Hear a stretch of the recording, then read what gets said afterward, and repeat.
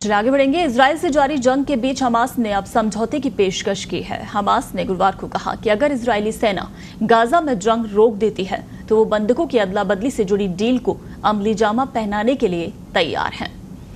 Hamas ने बयान जारी कर कहा कि अगर इजराइल गाजा में लोगों के खिलाफ युद्ध और आक्रामकता बंद कर देता है तो वो इस दिशा में एक कंप्लीट एग्रीमेंट करने को तैयार है। हमास का ये बयान ऐसे वक्त पर आया है जब संयुक्त राष्ट्र से लेकर अंतर्राष्ट्रीय कोर्ट के आदेश के बावजूद इजरायली सेना गाजा के दक्षिणी शहर रफा में लगातार हमले कर रही है। हमास ने कहा कि हमारे लोगों के खिलाफ जारी आक्रामकता, घेराबंदी, भूखमरी और नरसंहार के बीच सीजफायर की बातचीत नहीं हो सकती। अगर इजराइल गाजा में जंग रोक देता है तो वो एक समझौता करने के लिए तैयार है जिसमें हॉस्टेज एक्सचेंज डील भी शामिल है। हालांकि इससे पहले हमास ने जो भी पेशकश की थी, इजराइल ने उसे ठुकरा दिया था। इजराइल का कहना है कि रफा शहर में हमला करने का मकसद बंधकों को छुड़ाने और हमास लड़ाकों को जड़ से खत्म करना है। आपको बता दें कि मंगलवार को ही इजराइल ने कहा था कि गाजा में हमास के खिलाफ उसकी जंग पूरे साल जारी रहेगी।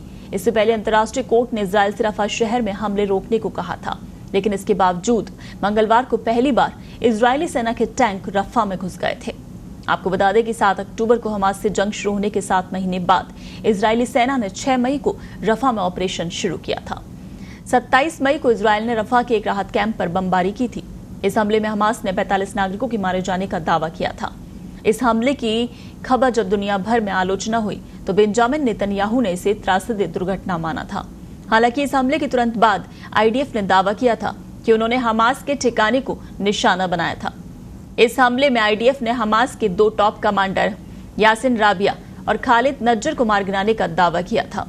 पिछले साल 7 अक्टूबर को हमास ने इजराइल पर 5000 रॉकेट दागे थे। इसके साथ ही हमास के लड़ाके दक्षिणी इजराइल में घुस आए थे और लगभग 250 लोगों को बंधक बना लिया था।